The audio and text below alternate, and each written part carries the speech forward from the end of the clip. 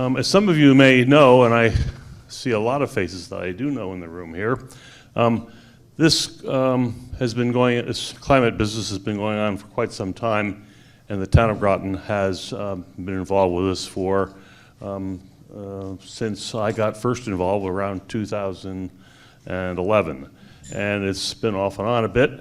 And let me say that our task force is sitting up front here. Frank Bolin and Jesse Stratton are here, and Megan Grantano is sitting here in the middle, and she is our employee with the town. And at this point, I'm going to turn it over to Frank, and he'll go here with a proposal.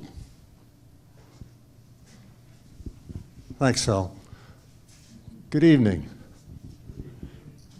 This is intended to be a discussion among friends and have it remain so.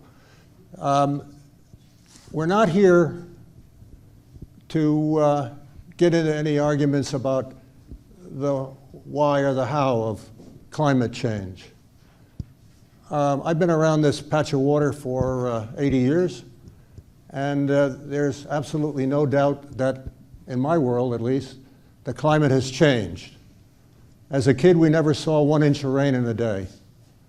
And it's not that terribly uncommon anymore to find that sort of a thing. As a kid, we did a fair amount of fishing for fish, as in mackerel, that were abundant out there and went away and are starting to come back. We know from our records, working as a scientist, I'm a physical oceanographer at the University of Connecticut Department of Marine Sciences, emeriti. My wife says that's retired on paper. That the water temperatures in the Sound have gone up by about 2 degrees centigrade. And what that means, you'll see a little bit of as we go along, but we used to get a lot of lobster out there, and we're not getting many lobster out there right now. They were at or close to the southern limit of their temperature tolerance, and you push things up a couple of degrees and they go away. We know there are many docks in Noank that get pretty slimy.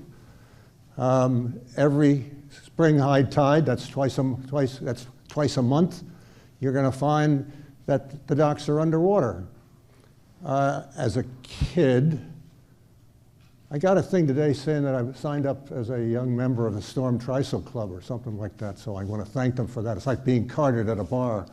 The sea level was rising at something like 1 millimeter a year, and we know that that rate is accelerating to the point where we might expect 20 inches more of sea level by 2050.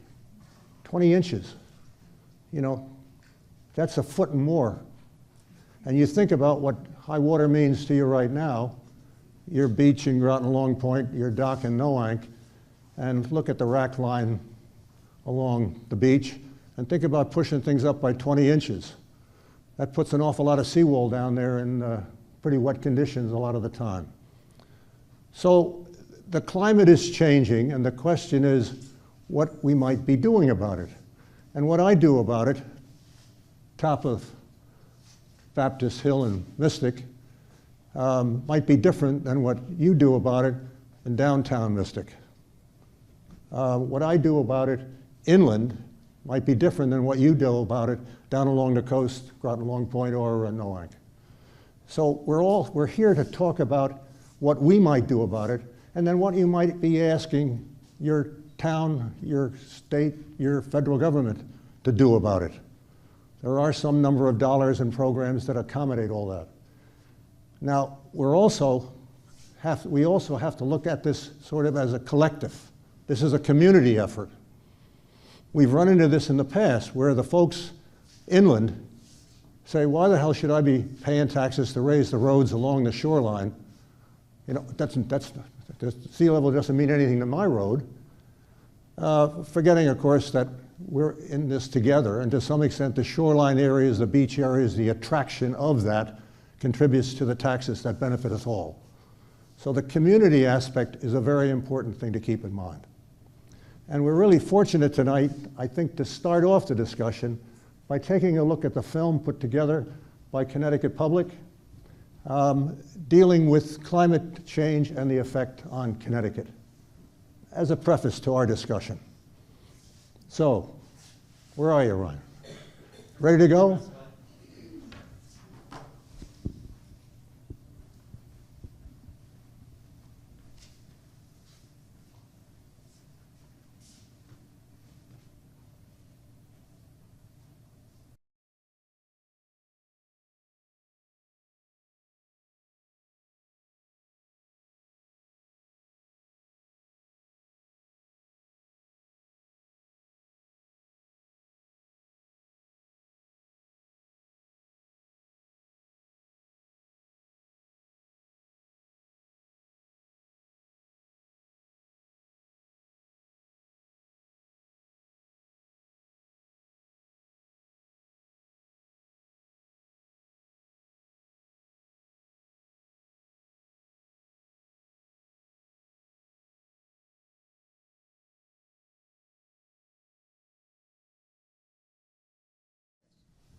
I thought we'd start with a few introductions for some of the slings, the targets.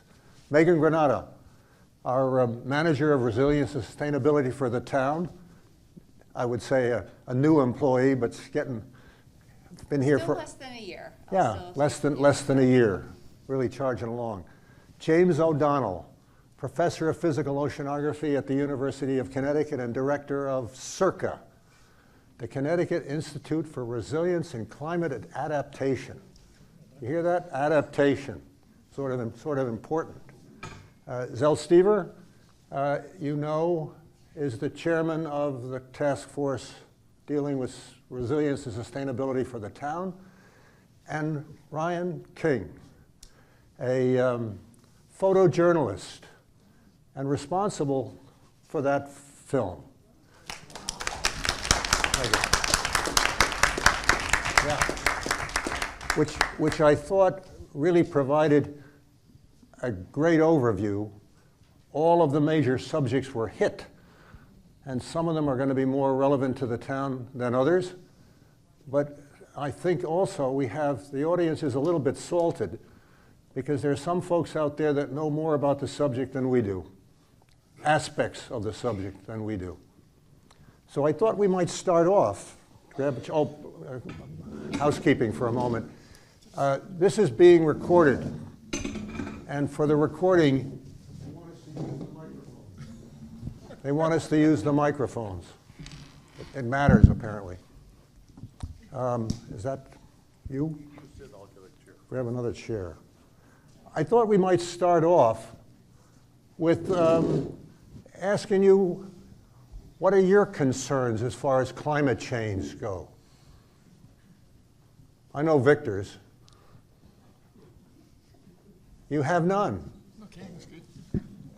No flooding issue. Sea rise and Storms.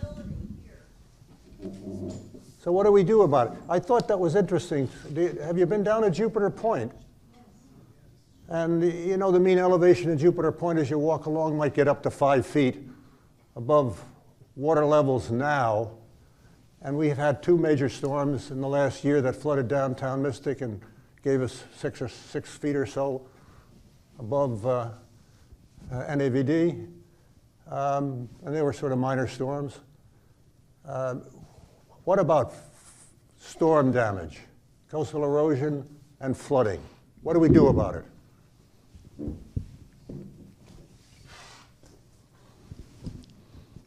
microphones work here? Yeah.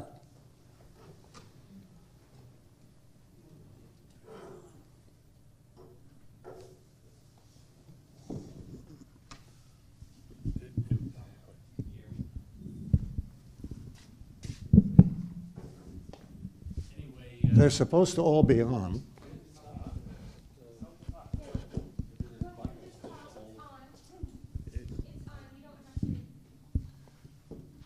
Can you, It should be on. it's on, but I don't know if you're hearing me. No, it didn't. Directly into it. Okay. No, it didn't sound like it's talking. It just, there it They're goes, you very twist it. There it directional. goes. Okay, That's- gotcha. The different themes that were talked about in the film, about how do you deal with it, whether you armor the coast or retreat. And it really comes down to money, in my opinion. I mean, the Groton Long Point people, as I was told in one of your earlier meetings, largest taxpayers in town, so they're gonna get the armoring, and the poor areas are gonna be bought up by the government and let it go back to nature. I thought there were some good points brought up in the film. One thing that I think it missed was, not so much in Connecticut, because we're protected by the Long Island, but the United States has the longest continuous barrier beaches in the world. And barrier beaches also migrate with climate change throughout the eons. And that's one area, is I think the whole picture is, you have to take a holistic view to it.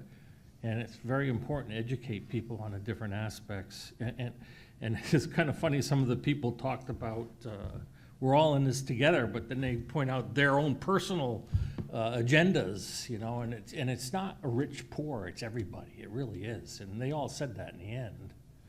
But I don't know. I talked to one of you earlier, and I grew up on Eastern Point, so I was doing lobstering myself before I was 10 years old, and boy, yeah, I seen a change in that fishery. When I was a kid, I didn't know what a spider crab was. You put a pot in now, and all you get are spider crabs in it. And it's just unbelievable. I mean, I pulled pots that were stuffed full of the things. But how do you deal with it is education, in my opinion, and stop fighting over the money. You're gonna have to retreat. They hate, I know the climate people hate the adapt word, but humans will adapt. Just my opinion. So, I think your points are well taken. And you might ask, so why is Groton at this point in time having a public forum like this? And I've been at this climate business for well over 30 years, believe it or not. It started with my involvement with the Earth Summit back in 1992 as a negotiator on behalf of the US.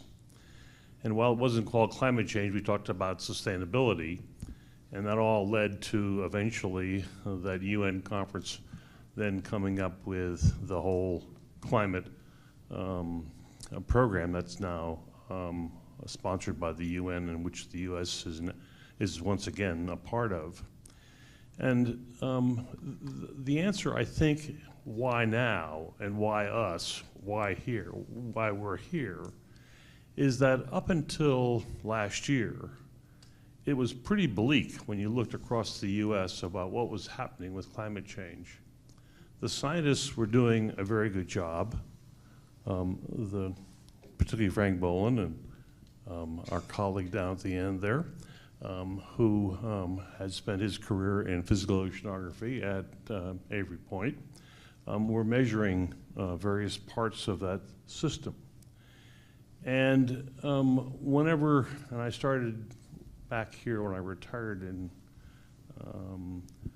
the beginning of this century, I like to call it now, there was no stomach for what it was that we were talking about. Let me give you an example. We had an opportunity to put 10 solar panel systems on our roofs on our schools. And the town turned that down, and it was free. And that was 10 years ago. Now what's changed? Well, you've seen in the press a huge amount of information, and there's been a huge amount of science that's now really absolutely confirmed that we've got a problem with climate change. It's getting hotter, and that has all kinds of consequences, from sea level rise to these extreme weather events that literally kill hundreds of people, and in some cases thousands of people, here in the US, never mind in Pakistan and some of the other parts of the world. But what's changed here is what happened last year in the US Congress, funnily enough. In spite of all the bipartisan bickering that's been going on, they passed two very significant pieces of legislation. One was the IRS, and the other one is the BIL, which are the climate change and infrastructure laws that were passed and now funded. And now, we haven't seen it yet, but we're going to see it very shortly. We're going to have essentially a fire hose worth of money provided to states, to communities, and to individuals to sort of really start to get on top of some of the issues that this film so elegantly put together. And so it's time now for us to roll up our sleeves, because the money can't be that much of an excuse any longer. We have the money in the coffers. Now we have to figure out how to effectively spend that. That means you and I'm included in this thing because I'm doing some things quite wrong. I won't tell you about those now, maybe at a later meeting. But we have an opportunity to do something individually, and we have some opportunities to do something in our community.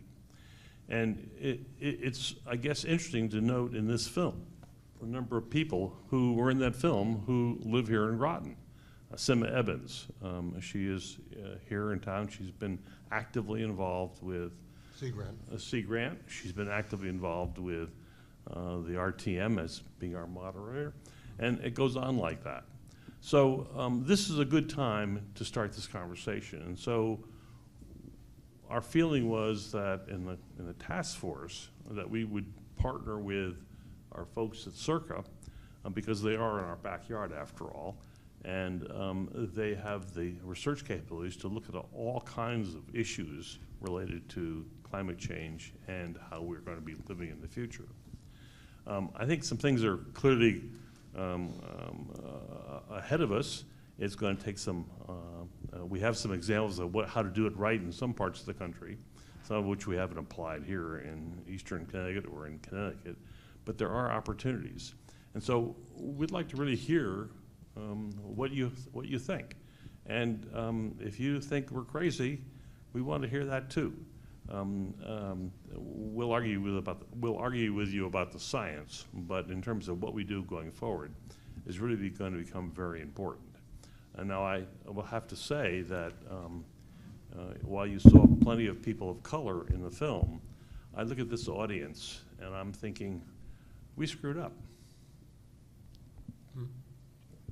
Where's our community of color here? We have a very large population of folks, actually quite diverse in Groton, and they aren't here. And they're really going to be affected just like the rest of us are, either because they get too hot or because they get flooded. So I would open up to a conversation with you all and ask your questions or so forth.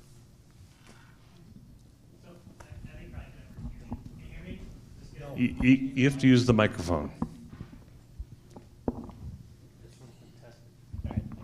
So I think my question is to the resiliency team up there. So obviously it comes down to, like you said, it's money, right? Like, it's going to be funds. It's, everyone wants to drive a 911, but, we can't all afford it, unfortunately, right? So looking at projects that, may be in the hopper that we think are top things to go do we have a list in the town and say, these are the top, 5 areas that really need it, and then, this area is the top one, but it's $100 million. This one's the second one, but it's only $2 million. Do we have like a list like that? And can you go over maybe the top 3 or something to that nature that affect it, and not, just areas in the town that need it the most, regardless of wealth, poor, whatever? Did you invite him? I think that was a T-ball, right?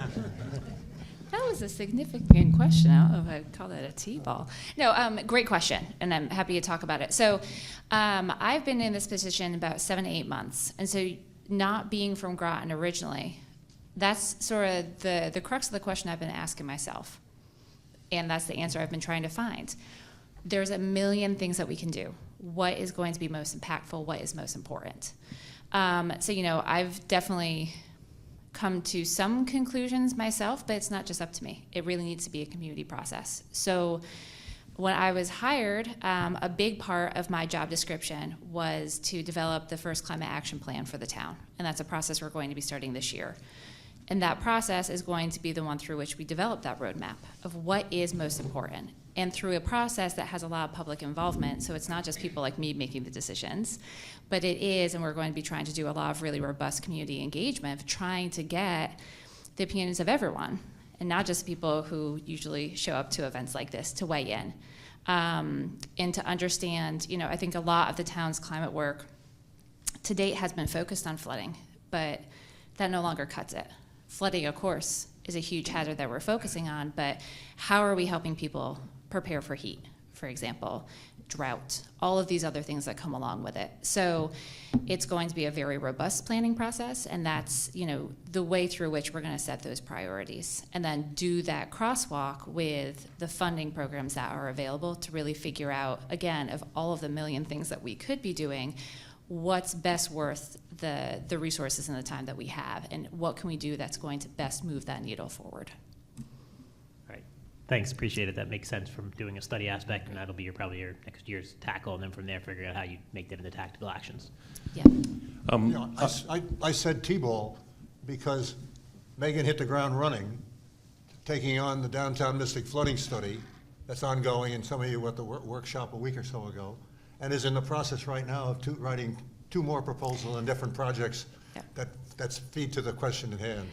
So I very am, active. I am trying to balance that line, right? Of I am here, it's a full-time position. I'm excited to start doing these things. So although we are building towards this plan, in the meantime, I am actively applying for grants for some of the things that I know are priorities, issues that I know are problematic. And so I have 2 grant proposals in already. We have some formula funding coming from Energy Efficiency Conservation Block Grant. That's a program that got a big stimulus through the legislation Giselle just mentioned, so we're trying to figure out how to best use those funds. And then as of tomorrow at midnight, I will hopefully have 2 additional proposals submitted.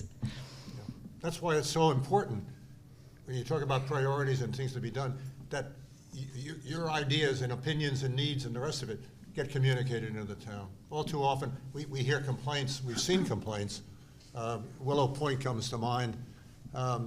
Folks sitting down there saying, why is it they ever give me a building permit down here? Sort of a thing. Well, you know, let's take a look at what we can do to correct that. Yeah, in the middle. Hello? Yep. Does it work? Hope so. Testing 1, 2, there we go. Do we know the critical areas in Groton now? Some of them obviously were in the film. They mention a group of people that isn't here, a group of color. Okay, is there a section in town that they haven't talked about but is a problem? Do we have a knowledge of that? Jim, you might want to talk about the Circa maps. Yeah. So I think there's 2 problems that we're facing, and it's good to think about them differently, right? The Category 3 hurricane that is possible in Connecticut is a formidable thing. It's going to lead to maybe 10, 15 feet of storm surge around Groton. And that's what would hit and flood areas like Buchanan Bridge. Right? And that's been the case, though, for the last 100 years. Sea level rise makes that a little bit more likely, but not much. So it's like maybe a 1 in 100 chance now, or maybe 10 years ago or 20 years ago, maybe a 1 in 100 chance, maybe slightly less than that now, right? The thing that's changed, that means sea level rise has done, is it's created flooding that's much more frequent in places where it's not devastating. So, for example, on the street along the river in downtown in Mystic, right? What's it called? Gravel Street. Yeah, Gravel Street. Yeah, Gravel Street's getting flooded now, maybe every year. And that event that occurred in Christmas Eve, I think this year, it led to a high water mark of like 1.4 meters. That's currently about a 1 chance in 10 event every year, right? But if you raised mean sea level by like 20 inches, then that event would have a chance of occurring like once a year, right? So it's not going to be devastating. It's going to ruin some cars, flood a lot of basements, but it's not going to kill hundreds of people, right? And so those problems are the ones that I think that we need to focus on first. And there's a bunch of roads that we've identified through calculation of what the probability change is going to be that could be prioritized. And initially, one would think it'd be simple, you could just raise those roads, right? And there's many towns in Connecticut that are facing this kind of problem. And the question is, well, how high do you raise it, right? If you raised it 20 inches, then you'd be back to the risk of flooding that you were maybe 100 years ago when the road was built, right? But you're still going to be vulnerable to the 100-year hurricane event, and it would still be devastating. So you got to choose, right? If you raise it 20 inches, it's maybe a minimal thing that you should do. But if you're going to do that, maybe you should raise it, 10 feet, right? Then it would be resilient to the 100-year storm. So I've proposed two different options there, right? And there's a continuum between those two things that we have to choose. The higher you make it, the more costly it is, and the more inconvenienced people whose driveways intersect with that road are, right? The more difficult it is to get from the road to your house, etc. So, and many projects in Connecticut have kind of stalled because engineers come along and they've decided, this is the best thing to do, but then some local residents realize that it's too much, it's too costly, it's too inconvenient, and then To them. And debate then causes the project to stall and fail. So it's a really critical thing about this process question. Like, we have to identifying, as I said in the movie, right? Identifying what's at risk is easy. Identifying what's likely to happen to water levels and temperatures, not hard. But deciding exactly what to do, is it 20 inches or is it 36 inches? That's a debatable thing, and I don't think there's any right and wrong about it, right? It's a judgment call, and maybe some roads are so critical, they're evacuation thoroughfares. Those need to be pretty high so that even during a hurricane, people can use them. But like the bridge to Groton Long Point is a good example, right? Mm-hmm. Is that something that needs to be dry during a Category 3 hurricane, or can it just be?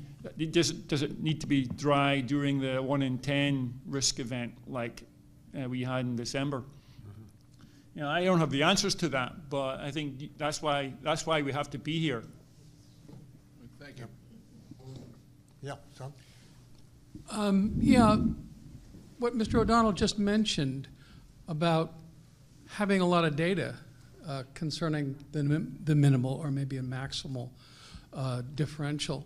Has data become collected on a broad enough scale over, say, 100 miles of our shoreline, even if not every mile is marked, so that the reliability of the minimum, and never mind maximal, but let's say this will bring it, 20 inches will bring us to 0, but 40 inches will anticipate continuation without having to revisit at 20 inches.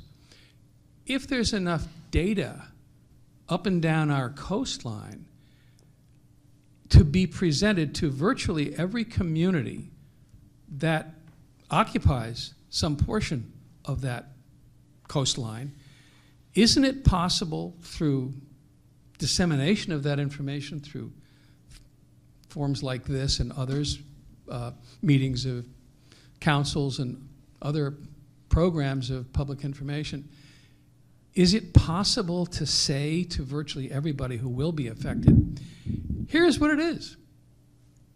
Instead of just having it in Groton Thrive 55 once, it goes on every 6 months or every 4 months, and it goes on and goes on and goes on, enough to make sure that every single listenable person in every coastline community, or even back some, is clearly aware of what is being faced and what is threatening.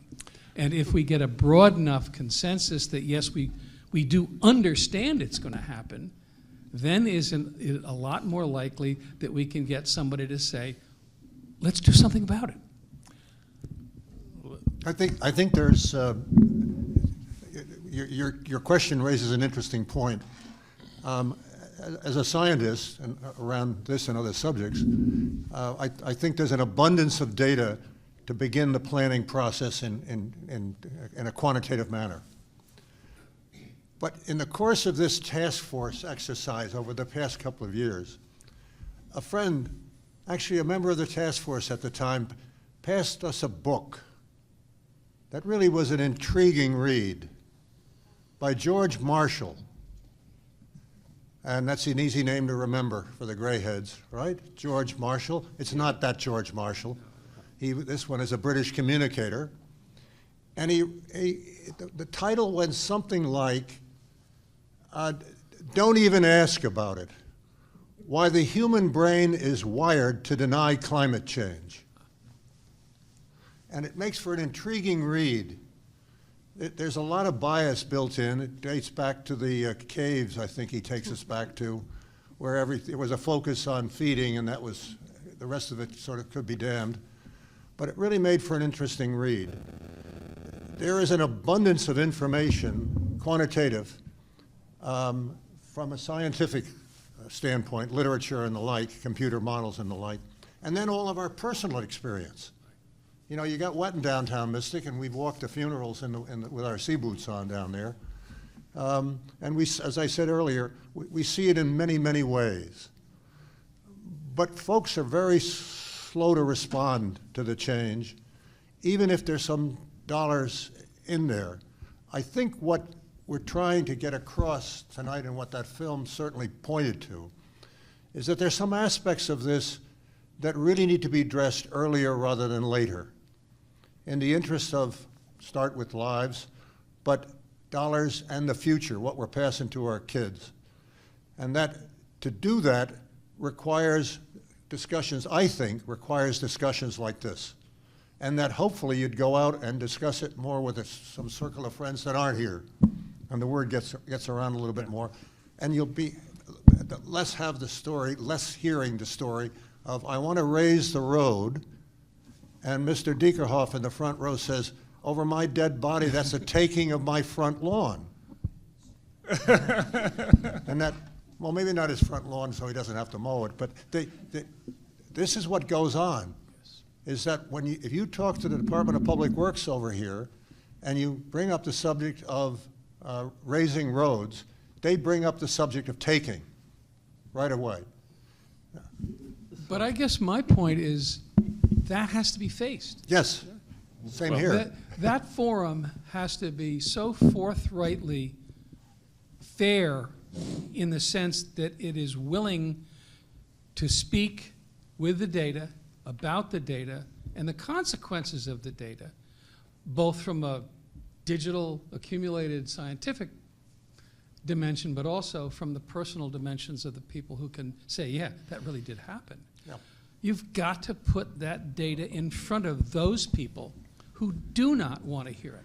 Okay. And it's got to be so irritating to be to them that they can't get away from facing it, that you may change enough minds at the influential level of those who say, hey, that's my front yard, don't take it.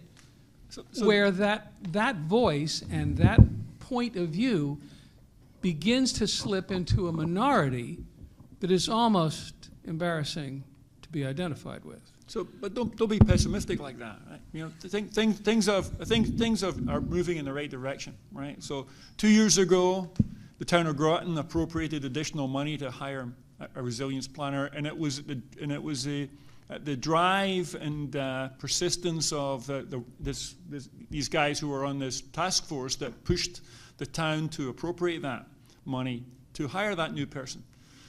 Now, and it's a realization that the choice is not to spend money to be resilient or not. It's like the choice is, you're going to spend money to be resilient, or you're going to lose money because of the increasing damages that are going to accrue to everyone. So there's no choice that is like cost-free. And I think the smart thing to do, in my view, and I think this is the town of Groton realized this when it chose to spend money to hire a resilience planner, is to be in front of it, and when there is federal money and state money available for doing projects, then that you win those competitions. Someone's going to win them, and there's it's needed to be in the competition.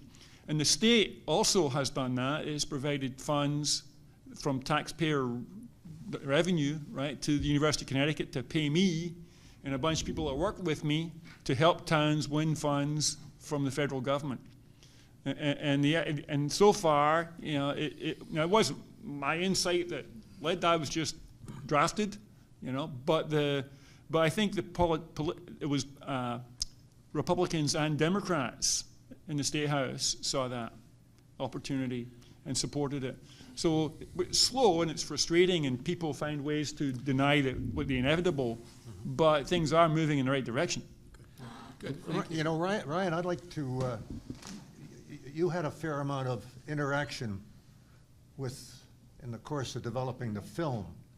What you heard, not just from the ones that are on the film, but what was your sense of the community as you walked around talking about this subject?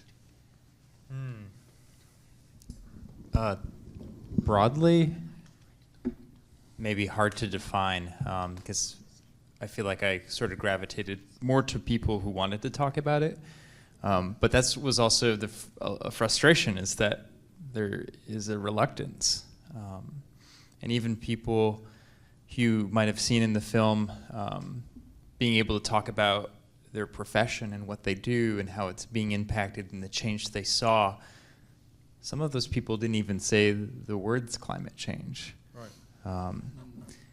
And I think, you know, for me, I think I tend to empathize with people who, you know, find that their livelihood or their homes are threatened, and it might be a coping mechanism to avoid that. But as you can see, it's not just homes, right? It's, you know, people's livelihoods, or not livelihoods, people's lives, right?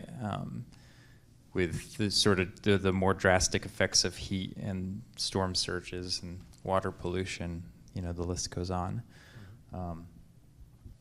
I don't know if that answers your question, but yeah, I think a lot. I think at this point, I kind of went into this project wondering that myself. Are people going to still raise their eyebrows at me at the phrase climate change or sea level rise? And I didn't find that people did that. I think most of the people I talked to were very aware that things are changing. That's to the good. It is. Because I think early on, one of the problems we had was that the subject was politicized. And that's also why I said early on that there is very little doubt in my life that climate is changing. I didn't say why it's changing or who's changing it or what we're going to do to them that are changing it, all of the issues that so politicize the issue. The fact is that climate is changing. What are we going to do about it? How are we going to adapt to it? I'm in your demographic. I totally agree. Yep. So just to put a little point on that particular point that you brought up about where's the data, I would point out that Groton has been involved now for almost 40 years in the flood hazard program. And up until very recently, if you tried to go find that data, anybody in this room, you had a hard time finding out where that was actually located and posted. And then how did you locate your house on that? And how was the town map that we have for purposes of taxation, how does that relate to those maps? And we had a session not very long ago where we had a meeting of the folks from our mapping program here in the town with the people over at Circle. And the question was, are we on the same page? Now, this is data that's been in the public for 40 years. And yet, it's hard unless you really work at it. For a friend, just recently, the question was, had a friend who came to me and said, I want to know about whether this house will flood, because I have a friend who is thinking about buying that house. Okay? I had to go to the town hall, and I said, I want to know what the flood map looks like for that area. And I got a custom-made map. It took me a half hour to drive over, get it, bring it back. That is someone who knows about this. I know about how that process, but that's how difficult it is to get that information out to you who live on the edge or who are thinking about buying on the edge. And so it is not a simple problem of how do you deal with all this data. We've got the data in good part. How do we get it out to the public is quite another matter. And actually, the other point that I think was raised, and this is part of what you heard, what you're hearing, is that, well, we're going to develop a plan. Well, Stever, that's me, I'm tired of plans. I want action. What are we going to do? You and me, what are we going to do to make these changes? I think that's where I'm at right now. I want to see some action taken. So I tolerate the planning because there's lots of money associated with it. But it's really, what's the action that we're going to take? And so that's my soapbox. But yes, back You there. have a question? I just wanted to add on to that question. That was a perfect segue. So I think Groton is an incredible leader in the region. You've hired Megan. You're one of the only towns, right, that has hired a resilience planner to be on staff and go after this funding. So the first part of my question follows on to what you just said. In order for Groton to lead the way, attract the money that is coming down the pike from the federal level, what can the community contribute to? What is the vision for how the community can help be a part of that narrative to bring that funding to Groton? And then the second part of the question is, with the leadership role that Groton has shown so far, do you have a vision for how Groton would serve as a leader to the southeastern Connecticut region in general? Are there efforts that look beyond for partners beyond the borders of Groton to implement resilience planning? But A short answer for an encyclopedic question. Good luck, Megan. yes, Can't sorry, me. Megan. Beth was looking at you all. Yeah. So community first. So you could just start with that one. Give Megan a couple minutes. Well, no, I'll tackle it. So, I think when a lot of what I've done my 8 months is trying to figure out, all right, what am I building off of? What has the town done to date? And there's been a lot of work done to date. But there's more, of course, that has to be done. And not all of that work has had robust community engagement. And I'm talking about inclusive community engagement. We haven't had that around climate change, right? So I think that it's on behalf of us in the town, we're trying to figure out what are the strategies that we can do to get more people engaged in this conversation, to get feedback from people on specific topics and how they're impacting them, and then really honor that information, the time spent in deciding what the town does next. So I think, with this climate action plan, with some of the other planning exercises that the town's going to be doing over the next year or so, we're going to be trying different techniques of community engagement. But what can be really impactful with community engagement is connecting with people who are leaders in their groups, right? People trust their trusted voices. So rather than trying to have to go out and engage with every single person, 38,000 people that live in Groton, if we're able to tap into those people who do have big networks and can help feed into the tremendous feedback loops that can be achieved when people talk about climate change with others, it can be really, really helpful to all of us. There is research saying that, one of the biggest determinants of whether or not people take action on climate change is if they talk about it. And that when people talk about it, they help create these, groups of people who are able to share that feeling of frustration and then also pull together the thoughts of like, what do we do and how do we build movement around that? So like, that's the type of movement that we're trying to create with some of this planning that hasn't been done before. And, you know, I get the, and this is not the first time that Zal and usually Frank could tell me that they're tired of planning. But, you know, I think the other thing to keep in mind is that with a lot of these federal programs, the first thing they ask when you ask for money is, show me the plan that this was identified as a priority. So until we have those, it is tricky for us to really put a lot of weight behind things moving forward. And I think until we have those plans developed in a way that really are, you know, provided through inclusive dialogue, it's harder for us to really say, this is the needs of the community. So that's what we're building for. And it's really exciting. You know, it's been a great 8 months trying to build that community. It's a lot of what I say I do in my job, is just building that community of who's working on these issues. So I think, you know, any way that we can, and I'm open to any suggestions. If people have thoughts about who to talk to, how to talk about it, how to frame some of these things in ways that they think that would be effective, you know, that would be really helpful insights to gain as we go into this process. And now I've talked so long, I totally forget the second part of your question, Beth.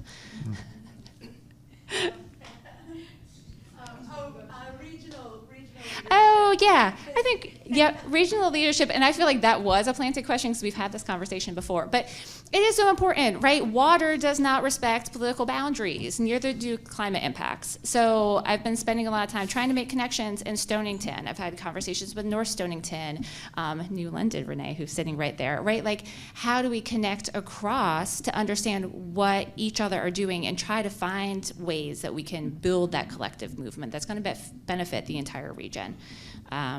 Because I think that's where we can collectively try to push for bigger things to happen. So This is a subject that has a promise for one of the first times that we might actually get regional.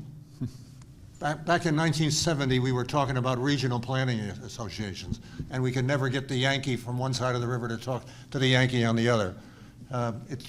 With water, you have a chance of forcing them to talk. Jim. Yeah, so the foundation of Circa was to try and do things that towns can't do by themselves, right? And there are a lot of things where, because of the political boundaries in Connecticut, you know, largely along streams and rivers, and that's where flooding occurs. And so there's a bridge between Groton and Stonington that was destroyed in 2010 in the big storm, and it hasn't been repaired, partly because of lack of coordination and funding and the need for both towns to raise money the same years.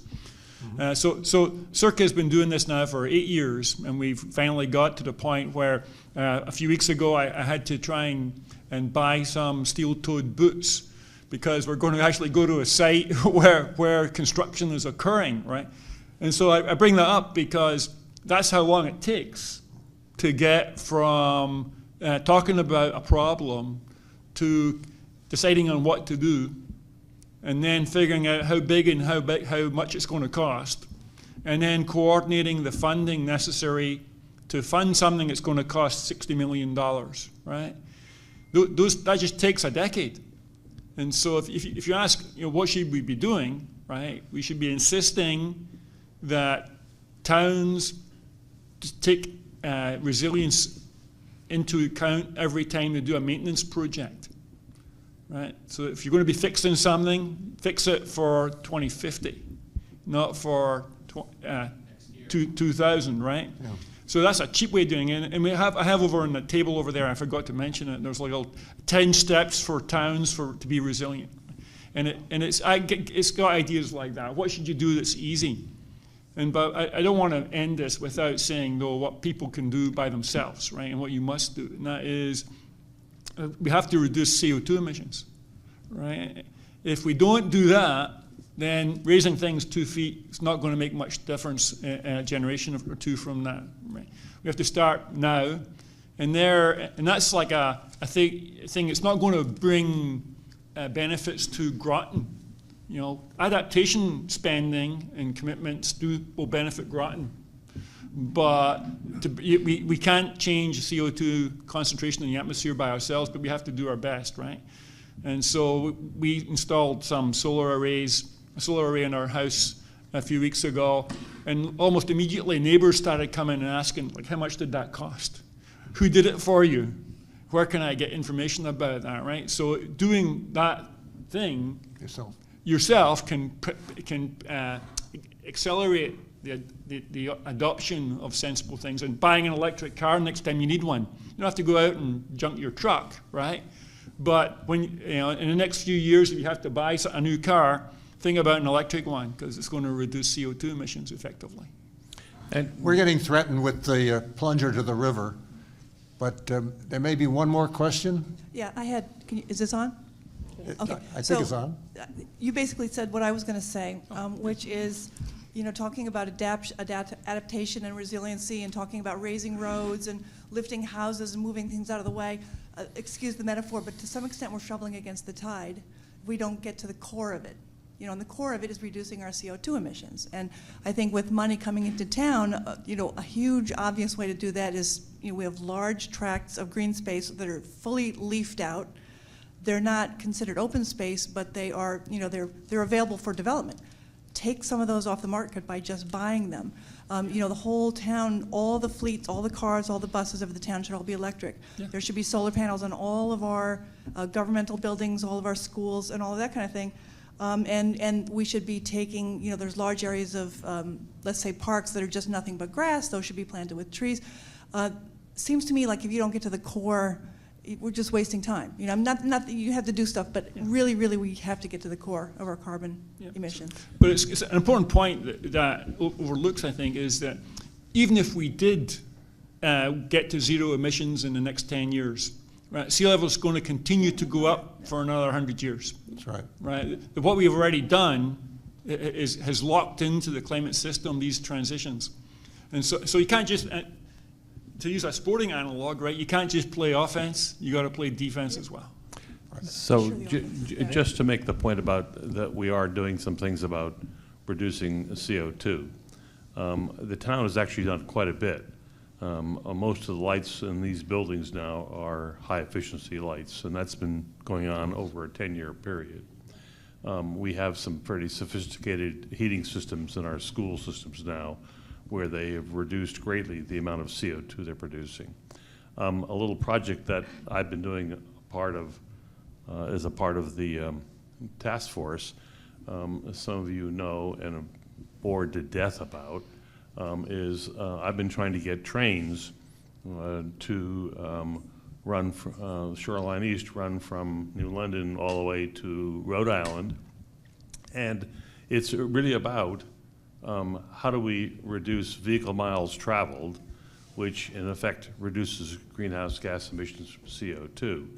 And when I go to the State Department or the Transportation Department, they look at me sort of, what are you talking about trains and CO2? Well, they're all very much related. And so there is efforts going on in the task force and in the town. I mean, we've talked about getting hybrid police cars, and we've talked about getting electric police cars, and couldn't we get solar panels on tops of school bus on schools, and then get our entire fleet of 500 or so buses, that's overstated, by the way, all running on electric. So there are a lot of things that, in fact, are doing exactly what you're suggesting, of trying to really tackle both the how do we adapt to what we've already sown, as well as how do we reduce our CO2 emissions. And it's a long haul. Well, You could kill two birds with one stone on the CO2. The first 2 weeks of COVID, what happened to the CO2? Nobody was driving. A meeting like this could be Zoom, you'd reach more people, and we wouldn't have had to drive here. I mean, there is technology available for that CO2 reduction. But but I think the point is there are two items here. One is the reduction of carbon dioxide in the atmosphere and what that means long-term in global warming and climate change, and the other is adaptation. Because even as Jim said, if you shut off everything tomorrow, there's still going to be a residuum that our kids are going to have to live with, and that we're going to be dealing with. Absolutely. So I think a lot of what you heard in terms of communication and the need for it is exactly what the forum is going to be about. The gentleman asked for a session on data, and we'd be happy to give him a session on data, and that may be the subject of a future forum. And the structure of the future forum very much depends on what Megan hears from you. You know, what you need and where you would like to hear it, and ... This is, as I said again at the beginning, intended to be a discussion among friends in this room and outside this room. You are now the emissaries for climate change and how best to go about it, adaptation and the rest in the town and adjoining towns. So please maintain your interest, and thank you very much.